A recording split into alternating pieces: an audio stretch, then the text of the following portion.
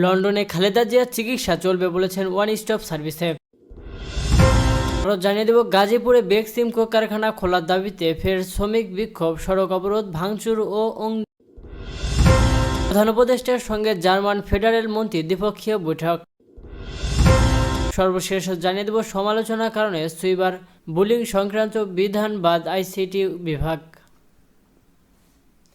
এতক্ষণ শুনছিলেন সংবাদ শিরোনাম, এবার বিস্তারিত। গণপরিসরের সমালোচনার কারণে প্রস্তাবিত সাইবার সুরক্ষা বাংলাদেশে অনুমোদিত খসড়ার সাইবার বুলিং সংক্রান্ত বিধান বাদ দেওয়া হয়েছে। এটা অংশীজনদের সঙ্গে আলোচনার পর অনুমোদনের জন্য উপদেষ্টা পরিষদে পাঠানো হয়। সোমবার রাজধানীর আইসিটি বিভাগের সাইবার সুরক্ষা অধ্যাদেশ 2025 নিয়ে এর সংবাদ সম্মেলন এসব কথা বলেন তিনি। আইসিটি বিভাগের সচিব শীর্ষ হায়দার চৌধুরী বলেন, বিভিন্ন পর্যায়ে আলাপ আলোচনার আদেশটির খসড়া হয়। এরপর টিআইবি বিভিন্ন গণমাধ্যম ও নাগরিক সমাজের আবারও চূড়ান্ত অনুমোদনের জন্য পাঠানো হবে উপদেষ্টা পরিষদে। তবে এর আগে অংশীজনদের সঙ্গে আলোচনা এবং ওয়েবসাইটে মতামতের জন্য ইতিমধ্যে প্রকাশ করা হয়েছে। তিনি বলেন অধ্যাদেশটির দ্বারা যেন মানুষ চীন গ্রহের শিকার না হয় এবং নৈতিবাচক প্রভাব না পড়ে সে চেষ্টা করছে। আদেশটি চূড়ান্ত হতে অন্তত 6 মাস সময় লাগে। 5 মাসের বেতন বকেয়ার দাবিতে বেক্সিমকোর কারখানার শ্রমিকদের আন্দোলনে উত্তাল হয়ে উঠেছে গাজীপুর আশুলিয়া শিল্পাঞ্চল। বেক্সিমকোর কারখানার শ্রমিকরা দাবি আদায়ে পূর্ব ঘোষিত কর্মসূচি অংশ হিসেবে বুধবার বিকেলে নবীনগর টাঙ্গাইল মহাসড়কের আশুলিয়া সীমান্তবর্তী গাজীপুরের চক্রবর্তী ও আশপাশের এলাকায় অবরোধ শুরু করেন।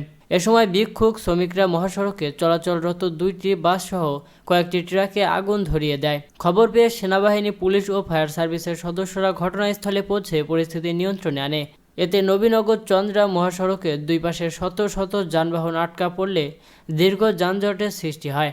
আন্দোলনকারীদের অভিযোগ, টানা 5 মাস ধরে তারা বেতন পাননি। এই অবস্থায় পরিবারের পরিজন নিয়ে চরম দুর্দশার মধ্য দিয়ে দিন কাটাতে হচ্ছে। বাড়ি ভাড়া, খাবার খরচ, এমনকি মৌলিক প্রয়োজন মেটানোও তাদের জন্য অসম্ভব হয়ে পড়েছে। আন্দোলনকারী আনোয়ার হোসেন নামের এক শ্রমিক বলেন, আমাদের কেউ রাস্তায় নামতে চায় না, কিন্তু বাধ্য হয়ে ন্যায্য পাওনা আদায়ের জন্য রাস্তায় নেমেছি। আমরা এখন বাসা ভাড়া দিতে পারছি না, পরিবারের জন্য বাজার করতেও হিমশিম খেতে হচ্ছে। বন্ধুবান্ধব ও আত্মীয় স্বজনদের কাছ থেকে ধার করে কোনোভাবে দিন পার করছি। আমরা আর এই পরিস্থিতি মেনে নিতে পারছি না। আমাদের দাবি মেনে নেওয়া না হলে আমরা আন্দোলন চালিয়ে যাব। এর আগে গত মঙ্গলবার এক গণসমাবেশ থেকে শ্রমিকরা অ্যালিমেট্রাম দিয়ে ঘোষণা দিয়েছিলেন, বুধবার বিকাল 3টার মধ্যে দাবি মেনে না নিলে তারা কঠোর কর্মসূচি গ্রহণ করবেন। কিন্তু নির্ধারিত সময়ের মধ্যে কোনো সুনির্দিষ্ট ঘোষণা না পাওয়ায় তারা মহাসড়ক অবরোধ করেন। আগুনের খবর পেয়ে ডিইপিজেড ফায়ার সার্ভিস দ্রুত ঘটনাস্থানে পৌঁছে আগুন নিয়ন্ত্রণে আনেন। ডিইপিজেড ফায়ার সার্ভিসের senior station officer Pabon Chowdhury জানান, মহাসড়কে বাস ও ট্রাকে আগুন লাগানোর খবর পাওয়ার পর দ্রুত ঘটনাস্থলে গিয়ে আগুন নিয়ন্ত্রণে এনেছে। 2টি বাস ক্ষতিগ্রস্ত হয়েছে এবং কয়েকটি ট্রাকে সামান্য ক্ষতি হয়েছে। এদিকে মহাসড়ক অবরোধের কারণে এই এলাকায় যান চলাচল সম্পূর্ণভাবে বন্ধ হয়ে গেছে। পরিস্থিতি নিয়ন্ত্রণে আনতে বিপুল সংখ্যক পুলিশ মোতায়েন করা হয়েছে। পরিবহন শ্রমিক আব্দুল খালেক জানান, শ্রমিকরা তাদের দাবি আদায়ে আন্দোলনের হাতিয়ার হিসেবে মহাসড়কে বেছে নেয়। তারা যানবাহন ভাঙচুর করে, এতে পরিবহন শ্রমিক ও মালিকরা ক্ষতিগ্রস্ত হয়। সারাদিন রাস্তার মধ্যে দিন কাটাতে হয়। শেষ খবর পাওয়া পর্যন্ত শ্রমিকদের অবরোধে কর্মসূচি অব্যাহত রয়েছে। আন্দোলনকারীরা জানিয়েছেন, তাদের দাবি না মানা পর্যন্ত কর্মসূচি চালিয়ে যাবেন। আশুলিয়া থানা ভারপ্রাপ্ত কর্মকর্তা নূর আলম জানান, শ্রমিক আন্দোলনে গাজীপুর এলাকার হলেও সাভার ও আশুলিয়া সীমান্তবর্তী এলাকা হওয়ার ও অঞ্চলে উত্তাপ ছড়িয়ে পড়েছে। পুলিশ ও আইনশৃঙ্খলা বাহিনীর সদস্যরা সতর্ক অবস্থায় রয়েছে। প্রধান উপদেষ্টা অধ্যাপক ডক্টর মোহাম্মদ ইউনূস আজ সুইজারল্যান্ডের দাভোসে ওয়ার্ল্ড ইকোনমিক ফোরামের সম্মেলনের ফাঁকে জার্মানির head of the federal chancellery and federal minister for social tax Wolfgang স্মিডের সঙ্গে দ্বিপক্ষীয় বৈঠকে করেছেন। প্রধান উপদেষ্টার উপপ্রেস সচিব আবুল কালাম আজাদ মজুমদার এ তথ্য নিশ্চিত করেছেন। তিনি আরও জানান, প্রধান উপদেষ্টা আজ দুবাই কালচার অ্যান্ড আর্টস অথরিটির চেয়ারপারসন এবং সংযুক্ত আরব আমিরাতের প্রধানমন্ত্রী শেখ মোহাম্মদ বিন রশিদ আল মাকতুমের কন্যা শেখ লতিফা বিনতে মোহাম্মদ বিন রশিদ আল মাকতুম এবং ইউরোপীয় সেন্ট্রাল ব্যাংকের প্রেসিডেন্ট ক্রিস্টিয়ান লাগার্দের সঙ্গে বৈঠক করবেন। এছাড়া প্রধান উপদেষ্টা আজ বেলজিয়ামের রাজা ফিলিপ এবং থাইল্যান্ডের প্রধানমন্ত্রী পেতংতান সিনআওয়াত্রার সঙ্গে দ্বিপক্ষীয় বৈঠকে মিলিত হন। গতকাল অধ্যাপক ইউনুস দুবর্ষে 6টি বৈঠকে যোগ দেন। তিনি ওয়ার্ল্ড ইকোনমিক ফোরামের সম্মেলনের ফাঁকে জার্মান চ্যান্সেলর ওলাফ শলজ এবং মালয়েশিয়ার প্রধানমন্ত্রী আনোয়ার ইব্রাহিমের সঙ্গে বৈঠক করেন। প্রধান উপদেষ্টা ফিনল্যান্ডের প্রেসিডেন্ট আলেকজান্ডার স্ট্যাবের সঙ্গেও সম্মেলনের ফাঁকে দ্বিপক্ষীয় বৈঠক করেছেন। এছাড়া প্রধান উপদেষ্টা গতকাল জাতিসংঘের শরণার্থী বিষয়ক হাইকমিশনার ফিলিপো গ্র্যান্ডির সঙ্গেও বৈঠক করেন। লন্ডন ক্লিনিকে চিকিৎসাধীন বিএনপির চেয়ারপারসন খালেদা জিয়ার স্বাস্থ্যের পরীক্ষা ও চিকিৎসার জন্য যাতে হাসপাতালে বিভিন্ন স্থানে নিতে না হয় সে ব্যাপারে ব্যবস্থা নেওয়ার কথা জানিয়েছেন তার ব্যক্তিগত চিকিৎসক এজেড জাহিদ হোসেন। লন্ডনে প্রবাসী বাংলাদেশি সাংবাদিকদের এক ব্রিফিংয়ে চিকিৎসক ও বিএনপির স্থায়ী কমিটির সদস্য জাহিদ হোসেন বলেন, ওনার চিকিৎসার ব্যাপারে আমাদের যে পদ্ধতি, অর্থাৎ ওনাকে তো এখন liver, kidney, heart, diabetes, pressure, rheumatoid arthritis প্রতিটির জন্য ওষুধ দিয়ে চিকিৎসা চলছে।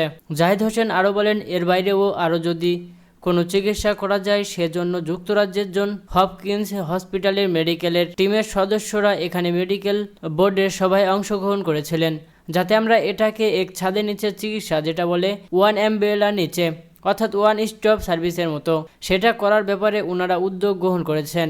মেডিকেল বোর্ডের সদস্যরা সর্বশেষ পরীক্ষা নিরীক্ষার রিপোর্টগুলো পর্যালোচনা করেছেন বলে জানান জাহিদ হোসেন। তিনি বলেন, পরবর্তী সময়ে আরও কিছু পরীক্ষা নিরীক্ষার জন্য সিদ্ধান্ত হয়েছে। আরও কিছু বিশেষজ্ঞ চিকিৎসক 2-1 দিনের মধ্যে খালেদা জিয়াকে দেখবেন।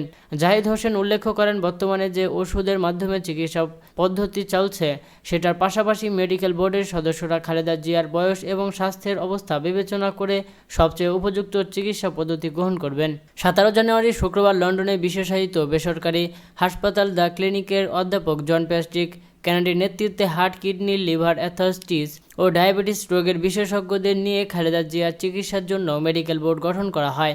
8 জানুয়ারি লন্ডনের দ্য ক্লিনিকে ভর্তির পর থেকে খালেদা জিয়া অধ্যাপক জন প্যাট্রিক কেনেডির তত্ত্বাবধানে চিকিৎসাধীন আছেন। 8 জানুয়ারি বুধবার খালেদা জিয়া উন্নত চিকিৎসার জন্য লন্ডন আসেন। সেদিন লন্ডনে হিথ্রো বিমানবন্দর থেকে সরাসরি তাকে বিশেষায়িত বেসরকারি হাসপাতাল দ্য ক্লিনিকে নিয়ে ভর্তি করা হয়। প্রধান উপদেষ্টা অধ্যাপক ডক্টর মোহাম্মদ ইউনুস আজ সুইজারল্যান্ডের দাভোসে ওয়ার্ল্ড ইকোনমিক ফোরামের সম্মেলনের ফাঁকে জার্মানির head of the federal chancellery and federal minister for social tax Wolfgang স্মিডের সঙ্গে দ্বিপক্ষীয় বৈঠকে করেছেন।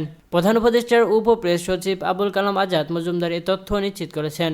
তিনি আরও জানান, প্রধান উপদেষ্টা আজ দুবাই কালচার অ্যান্ড আর্টস অথরিটির চেয়ারপারসন এবং সংযুক্ত আরব আমিরাতের প্রধানমন্ত্রী শেখ মোহাম্মদ বিন রশিদ আল মাকতুমের কন্যা শেখ লতিফা বিনতে মোহাম্মদ বিন রশিদ আল মাকতুম এবং ইউরোপীয় সেন্ট্রাল ব্যাংকের প্রেসিডেন্ট ক্রিস্টিয়ান লাগার্দের সঙ্গে বৈঠক করবেন। এছাড়া প্রধান উপদেষ্টা আজ বেলজিয়ামের রাজা ফিলিপ এবং থাইল্যান্ডের প্রধানমন্ত্রী পেতংতান সিনআওয়াত্রার সঙ্গে দ্বিপক্ষীয় বৈঠকে মিলিত হন। গতকাল অধ্যাপক ইউনুস দুবর্ষে 6টি বৈঠকে যোগ দেন। তিনি ওয়ার্ল্ড ইকোনমিক ফোরামের সম্মেলনের ফাঁকে জার্মান